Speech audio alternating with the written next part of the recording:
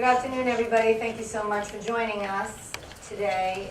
We're going to talk about the governor's shared services initiative today. I thought it would be important for all of us to do it in a very concise manner. So we've prepared a PowerPoint presentation to keep on point and to give as much information as we possibly can. At the end of the meeting, then we will go into a Q&A, if you will. But before we begin, as we do everything in Putnam County, the proud county, our first responders, proud Americans, I'd like to invite our Sheriff Don Smith to lead us in the Pledge of Allegiance. Sheriff Smith.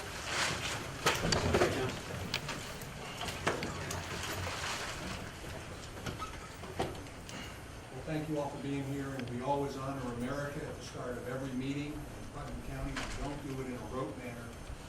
We truly remember that this is the flag of the United States of America, and we are the beacon of freedom, liberty, and justice to every entire world. Join me as we pledge allegiance to our flag. Pledge allegiance to the flag of the United States of America and to the republic for which it stands, one nation under God, indivisible, with liberty and justice for all. Thank you, Sheriff. I'll ask if we can just turn the overhead light in this room a little bit, if we could. And again, I want to say thank you to all the elected officials for being here, particularly, and we're very honored today as well to have Senator Murphy with us today. And Senator, I'd like to invite you up as well, if you would like to say a few words to everyone. Thank you so much for taking the time out of your crazy schedule. Thanks, Senator. Yeah. First of all, thank you, County Executive. This is the shared services is a unique, what do I want to say, problem for us, but this has basically been driven by the governor. This was not, and I repeat, not in our one House bill, the Senate one House bill. It was not. The aim, the money was tied to it. We had that watered down. There's no longer anything tied to this. I'll give you my Cliff Note version. I was going to have a representative from New York State to come down here. He was on his way. Unfortunately, he wasn't not able to make it to the facility here today. But he was going to come and give us actually an elaborate, detailed explanation of what the shared services are. Gave me a quick rundown of some highlights of the shared services. Basically, there is absolutely no penalties whatsoever if you do not implement anything. The reality is that you have already been doing it. This is just something that the governor would like to have seen done and tried to tie money to it. We got the money out of it, but now he's changed and said, if you can prove that you have saved money, there is a possibility of the state matching it dollar for dollar. So my suggestion would be is to actually send up what you have already been doing and show him that you already have been saving money from the county to the local municipalities, which in turn could possibly get you money dollar for dollar matched back. So that's basically it in a nutshell. There is some meetings that the county executive will have to do with regards to having the local municipalities and the supervisors or a designated officer come in, so long as, and I believe that has to be done. I'm going to go through that, so Okay. I'll spare you the... Okay, good. So that has to be done, I believe, in October. But the reality is that there's really no penalties. I would suggest that you send up the message that you've all been doing for the past few years up to the governor's office. Let him do what he thinks he needs to do with it, whether to pass it or whether to veto it. So, and then we'll have our discussion after that. Okay, thank you, Senator. Thanks. Thanks for taking the time. Yeah. For being here with us Unfortunately, I'm not gonna today. be able to stay. That's fine. I appreciate it. We also, I'd like to recognize those of you who did take the time out of this beautiful day. Finally, we have one. And we have our supervisor from the town of Carmel, Ken Schmidt, is here. Maureen Fleming from Kent is also here. Rich Williams from Patterson. is here. We have some union reps here. You guys from the unions, thank you so very much for coming and spending the afternoon. I'm going to time this out for an hour. I'm going to shoot for an hour on this. We also have members of our highway and facilities departments, our local municipalities. We have Mike Bruin here from Southeast, Mike Nadola. We have Richard Othamer, Russ Goff for Patterson. We also have our mayor, Dave Morandi from the village of Cold Spring, Peter Hansen from Brewster. We have some members of the administration, county government, our department heads. Those guys here, I particularly, if you could just raise your hand. I particularly thought it was important that we ask the members of our departments to come here today because really that's where the work happens. So we're going to take this from the bottom up and the top down and see where we can find common ground. Assemblyman Byrne has just joined us. We also have some representation from the school district. We have Catherine Ballestieri here from BOCES, which we're already partnering. Catherine, I don't know, but there you are. We also just have been joined by Superintendent Creedon from the Mahopac School System, Jill Figueroa, from Pud Valley. We also have Larry Cobb is here from the Highways. I'm sorry, Larry, that I missed you back there. Also representing fire departments. I think it's very important as well. If I missed anyone, I apologize, but I think it's probably in our best interest that we just talk about what we're here to talk about. So this shared services initiative that the senator opens the conversation with is a inclusion in the 2018 budget that has established countywide shared services as a way to generate property tax savings and facilitating operational collaboration between local governments. For all of you, our colleagues together, how many of you can honestly say in one way, shape, or form we are already performing that task by a show of hands? So the governor has decided that each county executive in the state of New York will convene this panel, and we're going to meet some milestone timeline benchmarks for discussion. We've been asked to include not only the elected officials, but the schools as well, and we've been asked to bring in anyone really who has an interest in shared services, whether they're not-for-profits, particularly the unions. I think it's critical that you folks are here, so I thank you for taking the time to be here as well. So this is basically directly from Albany. We're going to establish a shared services panel that begins today. We're going to develop a countywide shared service property tax savings plan, which will save taxpayer dollars, engage the public, and of course, as the senator mentioned, we may have an opportunity to recover some state funds matching. It's not as easy as it seems to be laid out. There will be a few hoops we have to go through, but that's government. And we do have to conduct 3 or more public hearings. Today is the first of those. The shared services plan needs to contain actions that, when they're implemented, will result in new property tax savings. We're going to look at how to eliminate duplicative services, joint purchasing, including energy and insurance, sharing highway equipment and plowing services, shared storage facilities, and reduce back office administrative overhead. And through all of that, there should be or could be better coordination of services. Now, NISAC, the New York State Association of Counties, of which I serve on the board of directors, has issued this to highlight for everyone. The New York State Association of Counties supports shared services and has been ever vigilant in the search for increased operational efficiencies at all levels of government. Our goal is the reduction of property taxes in New York State, but in order for a realistic discussion to take place, school taxes and how public education is funded must be a part of the solution, and I think many of us in government will agree on that statement. During the remaining New York State legislative days, the NISAC Board of Directors has highlighted these as priorities, which our Senator, as well as Senator Serino, are aware of. That we are asking we are continuing, I should say, asking for mandate relief for the counties. We're asking for our sales tax extenders. We're asking or pleading that no more costs are shifted to the counties from Albany. A chapter amendment for the district attorney's salary raise increase. We're looking for an increase in the DMV revenue distribution to counties, which I know our county clerk, Michael Bartolotti, who is here, is ever vigilant on making sure that if we don't hold the line, at least maybe we could get a little bit more.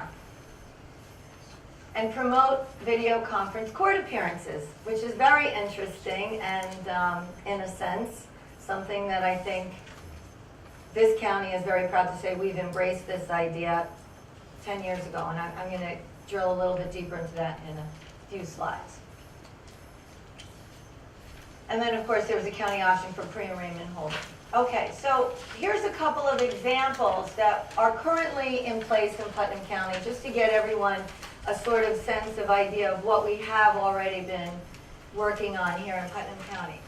And I thought it was very important that everyone take a look at what we call the East of Hudson Watershed Corporation, because not many of you are familiar with that. But basically, the East of Hudson Watershed Corporation was developed when this administration came on the third floor. And it highlights and promotes, can I get a change on this slide, please? It came along at the same time, no, excuse me, let me back this up. Putnam County has already looked at efficiencies through the Putnam County Commission for Fiscal Vision and Accountability, and we've also looked for efficiencies and partnership in law enforcement. Now you can change the slide. Thank you. So we're going to start with the East of Hudson Watershed Corporation. The creation of this watershed corporation is where 19 municipalities have been charged with meeting stormwater or MS4 regulations, independently decided to form a corporation to collaboratively meet the regulations and requirements in a cost-effective and efficient manner. 19 of these municipalities in 3 counties, Westchester, Putnam, and Dutchess, looking at 100 plus projects to manage the MS4 initiative. So far together, collaboratively, have achieved 459 kilograms of phosphorus reduction in our waterways. That's important to some, maybe not so important to everyone, but it really is a big initiative. So what we've accomplished by creation of this East of Hudson watershed is we've optimized an investment of $25 million. What else does that say? It says everyone pooled their money and their resources and are pulling in the same direction to accomplish the goal of accomplishing the regulations of Clean Water Act for MS4. Now, we're going to go to the Commission on Fiscal Vision and Accountability. When I first learned of the Shared Services Initiative in Albany back in February, my first thought was Putnam County has already created a commission to look at exactly shared services and consolidation. And we did so by resolution in June of '07. Ironically, now legislator Neil Sullivan and I co-chaired that commission. This resolution, I want to point out, was unsigned by the then county executive, who in a memorandum to the legislature said, we're already doing a good enough job in serving the taxpayers and finding efficiencies. As legislator District 5, I completely disagreed. And we convened a panel of stakeholders and business leaders and people who had great collaborative ideas. And we identified several. When I became the county executive in 2011, I thought it was critical and very important that we reconvene that panel. Chairwoman Nassarino, legislator Barbara Scuchamara agreed. And by resolution, carried unanimously, the Commission on Fiscal Vision and Accountability became active again.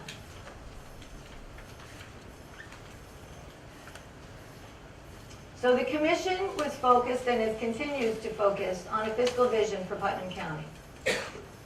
It's a commission that's consisted of elected officials, business leaders, and stakeholders. And it was reestablished, as I said, in 2014. And here are just a few of the ideas that were generated at numerous meetings. We were looking at infrastructure improvements. We were looking at consolidation of recreational services and facilities.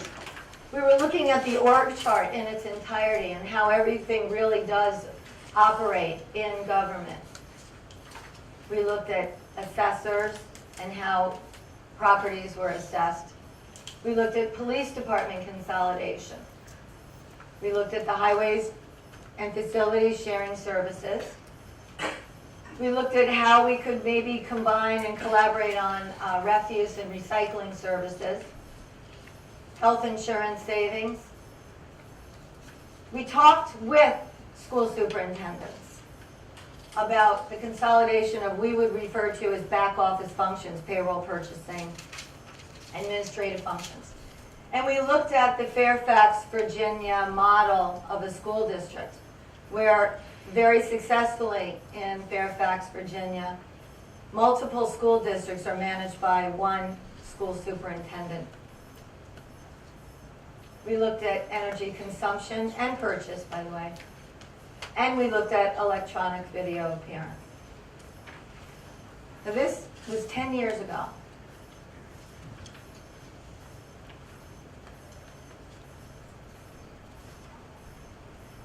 In the last 10 years, we have never given up on making every possible effort to bring this initiative to Putnam County. We have the complete buy-in of the Sheriff's Office, the District Attorney, the Chief of Legal Aid, David Squirrel, who's here today, the Bar Association in Putnam County, the Putnam County Magistrates. Everyone understands how much money and how we can enhance public safety by implementing this initiative. The conversations have been very intelligent, they've been very thoughtful, and the one place we always go back to is without the help of Albany, we cannot implement this to its highest potential. In Putnam County, we've invested in the infrastructure. Clearly, all of the entities have invested into this. Now we need legislation from Albany. There are two bills pending. There's bills matching in the Senate and the Assembly. I know our senator and our assemblymen are aware of them. And for those of you who are not clear about why this could save us money, it's about transporting individuals to local municipalities for ministerial court appearances. We are not denying anyone the right to be in front of a judge, but there are numerous, and we've noted them, numerous times when a defendant can still get every single judicial right, civil right he has presented to him without any violation, but at the same time save the taxpayers the cost of the wear and tear in the vehicles, the personnel costs, the backfilling of overtime, and the sheriff will, I think, be able to articulate where and why this is so important that we get this initiative passed through Albany, because we're shovel ready here in Putnam for electronic court appearances. And before we move on, I just want to say something else. My administration has always tagged two things as being what we are charged with: social responsibility and fiscal responsibility. This program offers fiscal responsibility, but the social responsibility is the safety component itself. I personally have been approached by town clerks in local municipalities who have said to me, sometimes they fear when defendants are coming in to a courtroom. So we've seen it, it's happened. We've seen when a defendant has maybe disrupted a proceeding. We'd like to be able to say that it doesn't happen, but it does. But there's something else that's been, I think, very important to note, and I did talk to, as I said, David Squirrel, our Chief of Legal Aid here. Not every defendant wants to take the ride. Not every defendant wants to be paraded in front of the public. Sometimes it's just a guy or the gal that just got jammed up, and they prefer to sit and wait and allow the judicial process to take place behind closed doors. So there's a social and a safety component and value to this, as well as a fiscal component. I put these slides up just as a benchmark for everyone. We use these slides in the March State of the County about your property tax dollar.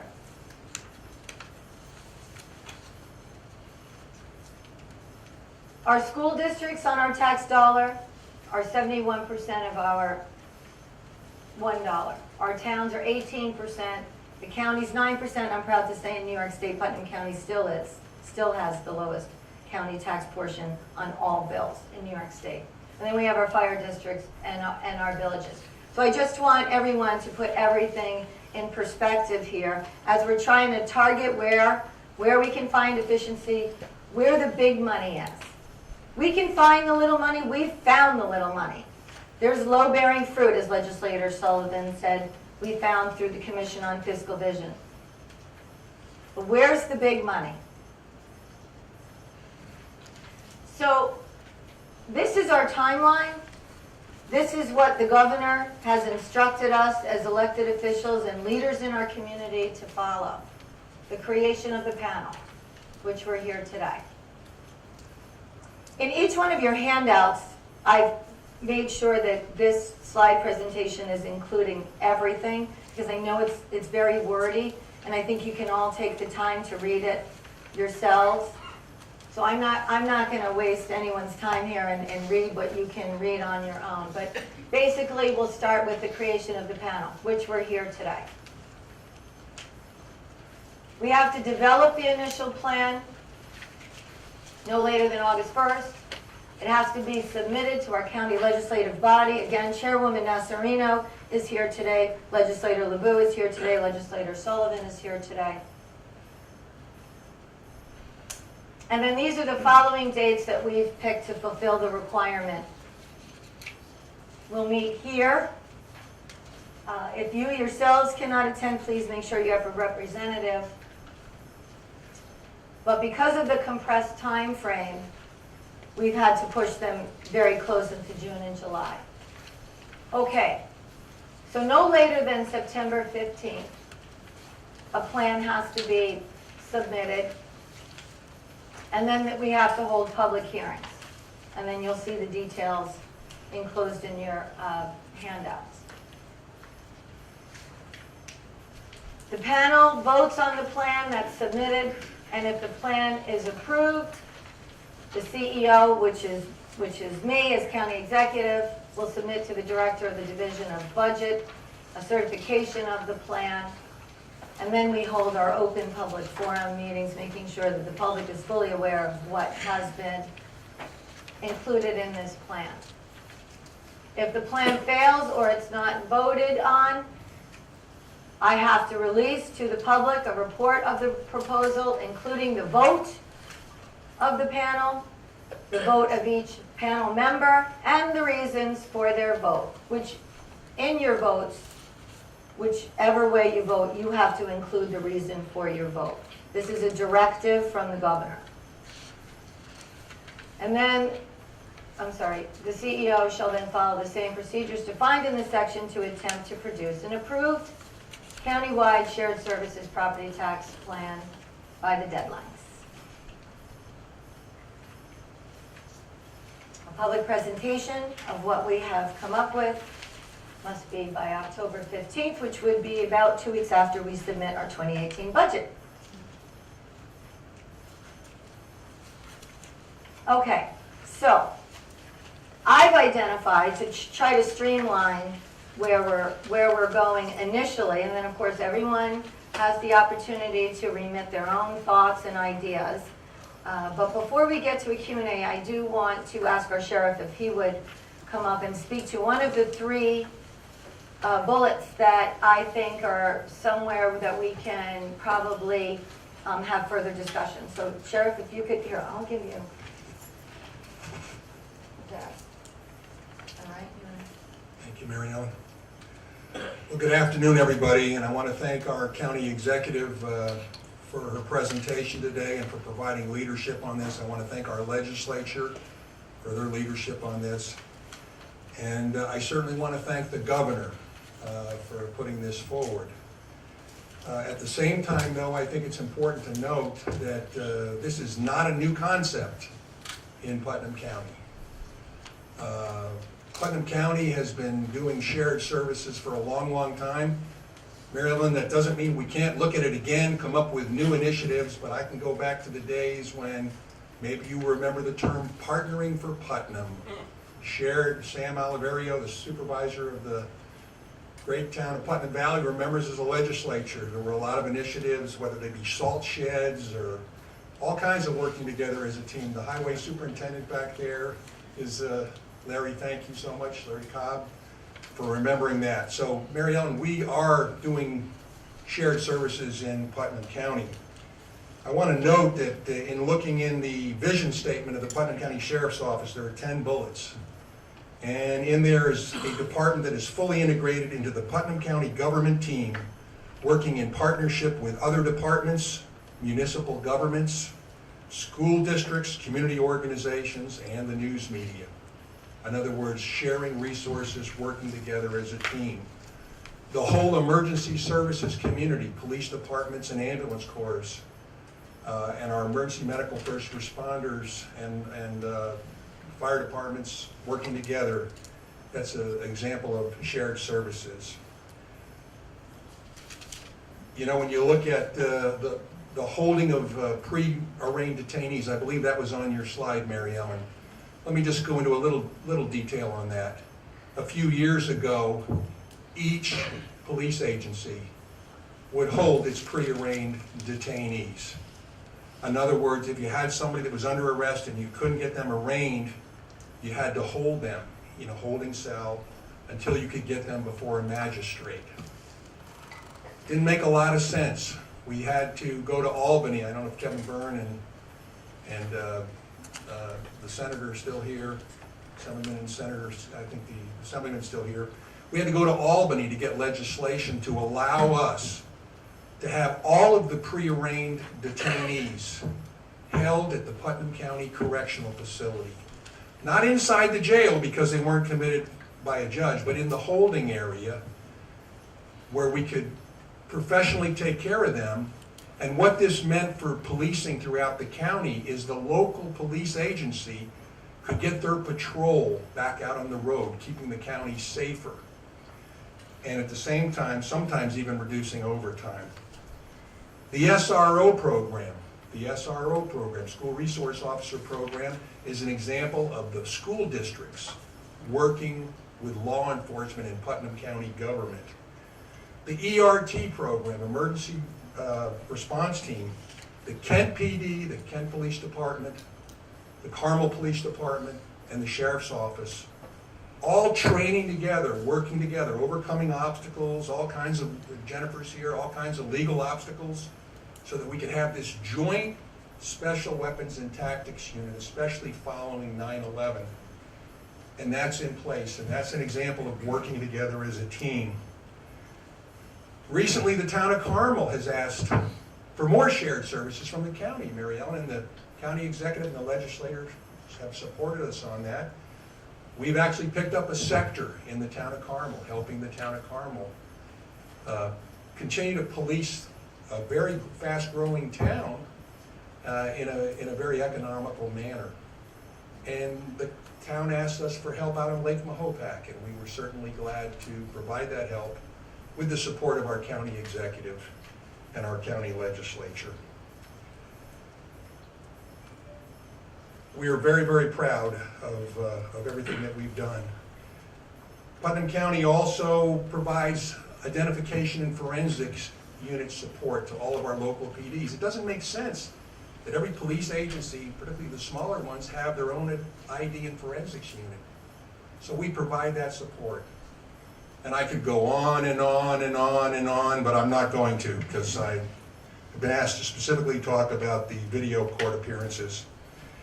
I just want to make a point. David Squirrel is here, representing legal aid. Our district attorney, Bob Tendy, is here. And I think all of us are committed in the criminal justice system, all of us are committed to making sure that we respect the constitutional rights of every individual.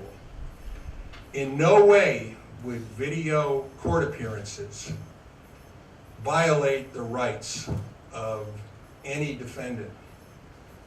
Bob Tendy, the district attorney, wouldn't let that happen. David Squirrel wouldn't let that happen. Our defense bar in Putnam County wouldn't let that happen. But there are ministerial appearances, certainly when someone is going to have something that is relevant and the attorney for that individual thinks they need to physically be in court to be represented, then they should be in court and they should be represented. And Mary Ellen and members of the legislature, we will certainly make those transports, and we will do them in a manner where we keep people safe. But where we don't have to do that, it would be nice, and it would keep the people safer, and it would save money in the transport to do it the smart way. And so we have supported this for a long time in Putnam County, and we have tested it. I believe Paul Eldridge did a test in one of the State of the County addresses. So what I would just like to remind everyone here this afternoon is that these are examples of successes in our rearview mirror. The video court appearances, video teleconference court appearances are something that we really have had shovel ready for quite some time and have actually tested but haven't been able to use. We could use some help from Albany on making sure that this is an accepted practice, and as long as the defense counsel and the district attorney were in agreement that these appearances would not violate the defendant's right in any way, then certainly we would like to get onto that. But my charge here in handing the microphone back to our county executive is that there are many other areas where we can look for shared services and cost efficiencies, and we should do that. We should not rest on our laurels. We should move forward. And I think it's important to note, though, this is a county that is already doing it, but we can even do it better. And we're a learning organization. We want to keep the arrow pointing up, and we always want to be getting better. So thank you, Mary Ellen, for letting me say a few words, and I'll turn the microphone back over to our county executive. Thank you. Thank you. Thank you very much, Sheriff. Just as a point of clarification, we have been doing video appearances. One of our local attorneys who's been practicing for over 25 years, Joe Talk, is a huge proponent of this. He has embraced this initiative. We have done it several times when we can. This legislation will open that door a little bit wider for not only us, but for New York State. And I also want to add that this is something that has been happening in states across the nation. States that are broad and their expanse between cities and municipalities is maybe an hour or two by vehicle. So they found years ago that this was an efficient and safer way to manage the judicial process for those defendants. So again, thank you, Sheriff Smith. Thank you to the Senator and Assemblyman Byrne for your continued support and legislation that really will help the taxpayers out tremendously here in Putnam County. So at this time, on your packet, the last page, I included the Q&A area. I cannot guarantee that I can answer every one of your questions. I can send you, if I cannot, to a resource place to get the answer, or I can get the answer back to you if I'm not able to at this time. But also included is I have an area for suggestions. Now, maybe some of your suggestions are something that you want to just share amongst this administration. Maybe it's something you want to publicly share. Until we completely vet everything out, I would ask that everyone feel free to put any and all ideas you have on that paper and hand it to myself or a member of the administration is here. Jennifer Baumgartner, our county attorney, is here. So if you have any ideas that we can do better, or any concerns about this program that you perhaps may not want to share in this open forum, you have the opportunity to do so on that paper. So I am more than glad to hand this mic to anyone who has anything to say that they'd like to address our fellow colleagues. Lynn, you want to come up? No, everyone can hear me, correct? Yes, thank you.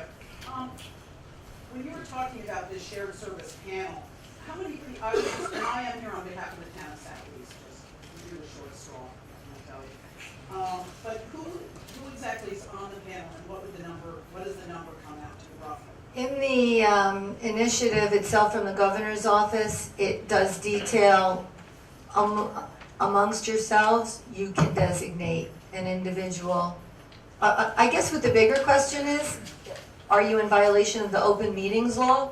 Is that your question? No, I mean, you say that this is a public hearing, and I don't know if the public could have come to this, but that wasn't where I was going. I really was curious to know, is it one representative per town? Is it plus highway?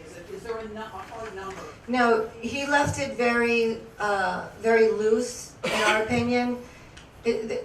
Clearly, there's a lot of questions about the open meeting law, about who should participate.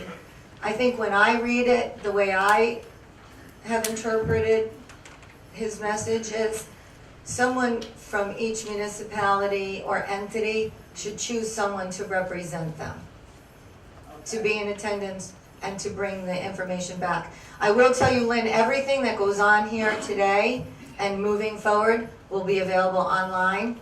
Every piece of information that I have received on this initiative, I have forwarded to our legislature, and I will continue to update everyone as it's coming in. This is a design build, I just want to say. And I see the prices here, which is terrific, but will the public be invited to any of these meetings? Oh, of course, that's the definition of public hearing. Okay, that's why I didn't consider this a public hearing, although, It was posted, okay. we did advertise, we did put it in all of the local newspapers. So at our next meeting, if people, John Q. Public wants to come, they. Absolutely. Okay. Members of the press, many are here today. Right. Okay. And Dogs, cats. Oh, boy. Do you know, and I wouldn't hold you down on this because it's probably changed, but how much the pre-arraignment, how much that was the video arraignments would save the county? The avoided the avoided costs, Yeah. which is really how you would calculate it. You would put that in an avoided cost bucket. We just can tell you that there are times where we are transporting 14 defendants to different municipalities, which requires manpower, which the sheriff could easily fill you in on in a more detailed, but where the cost becomes in that is the overtime for the backfill, because now you're in time and a half. So we don't have any hard estimates? We do, we've calculated at times 100 to 200,000 depending on where the transports are going, how many of the defendants. Sam Oliverio, now the supervisor of Putt Valley, Sam sat on the legislature with us, and the Commission on Fiscal Vision clearly has looked at and has identified the cost savings, and I think that's why we're still kicking this around, because there's big money here. And finally, I know this is a big task and this is a start, I've been to meetings in your office where we discussed this 4 years ago, and that's fine, but are we gonna ever look at a bigger picture, like elimination of county government or town government, or, because we had just the Board of Supervisors, as you know, previously, and I think tackling some of the big questions really might get us somewhere that would need significant cost savings. Yeah. Again, I'd refer back to my slide earlier that we also presented at the State of the County. Your county tax bill is 9 cents of the $1. Your town and village is 18 cents.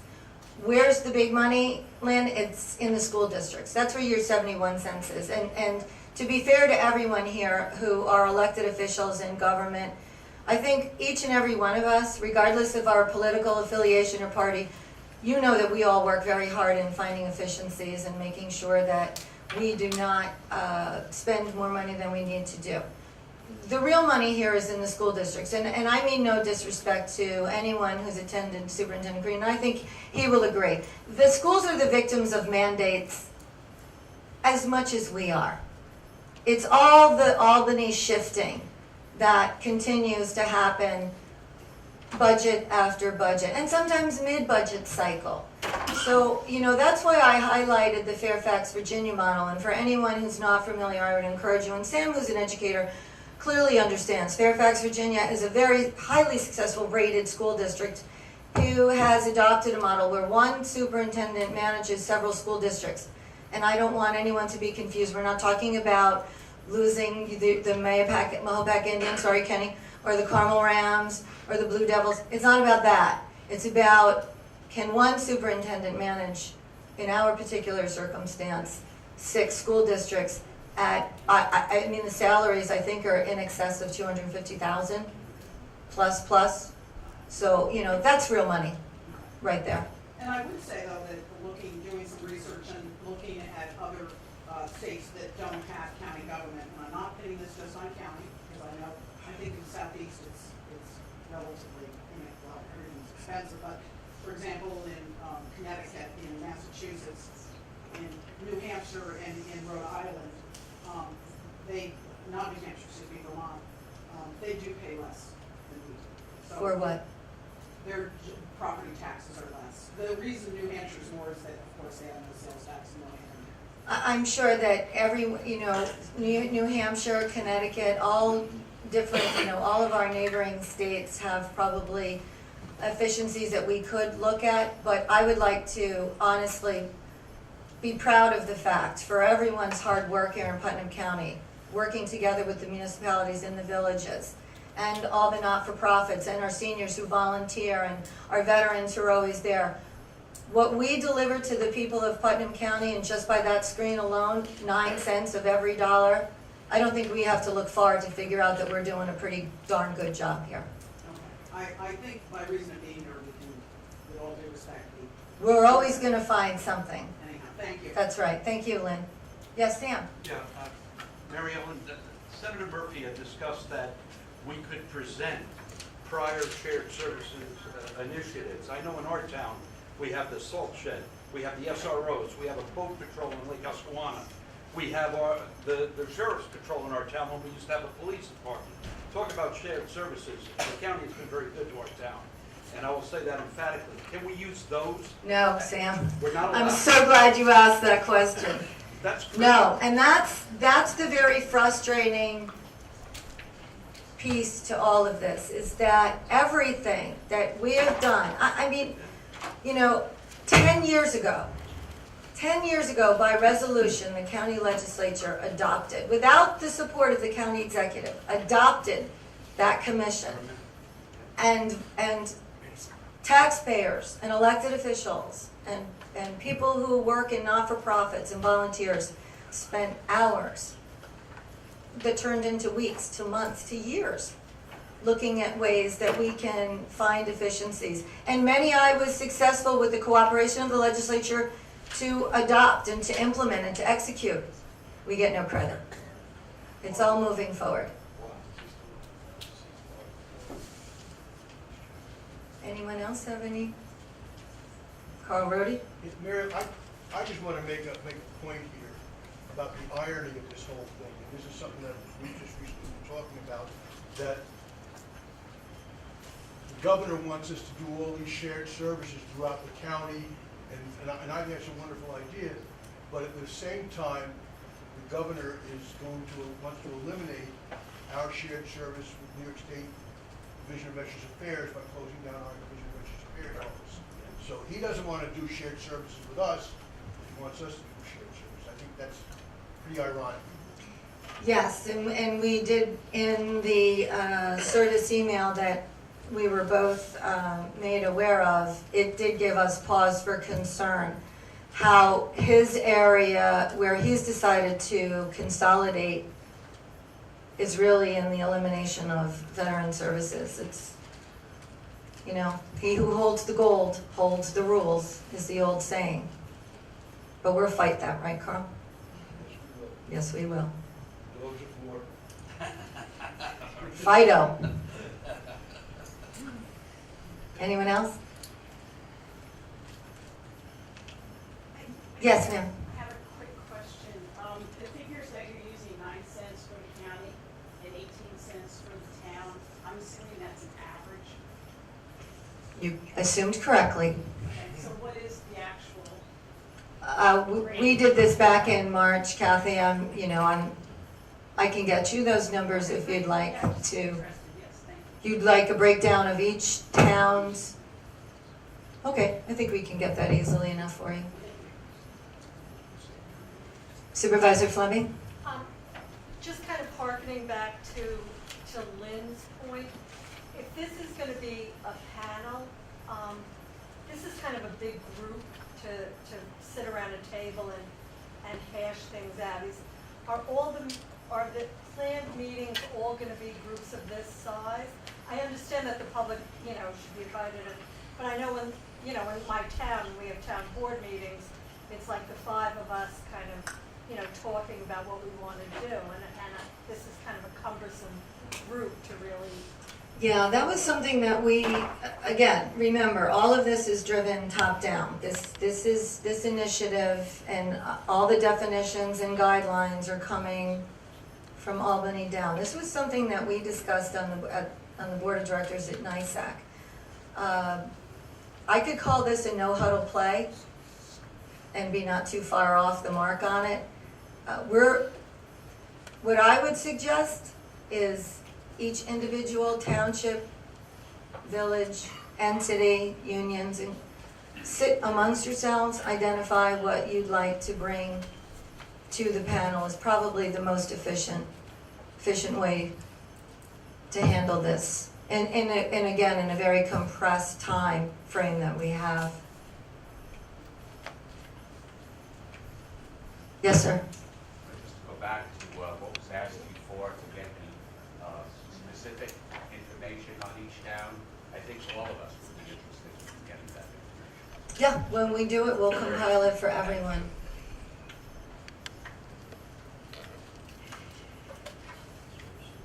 Yes, ma'am, I'm sorry. Just to follow up on that, you said all of the information that is generated for this is going to be online. Can you put that information online? We will put everything up online. If you want to, I would suggest that whatever search engine you use, you can just go into, Governor Shared Services Initiative, and a whole host of items will pop up for yourself, and you can navigate through all of those and see, exactly this whole initiative and the different, it's had very many iterations, I should say, as well, since the governor introduced it. The our neighbors, County Executive Day in Rockland, County Executive Astorino, Molinaro, we're all speaking with each other on, I would say, identifying best practices in this, sharing ideas, and as each of us are moving forward through this process. So, we're going to do the best that we can to streamline and make this as concise and as user-friendly as we possibly can.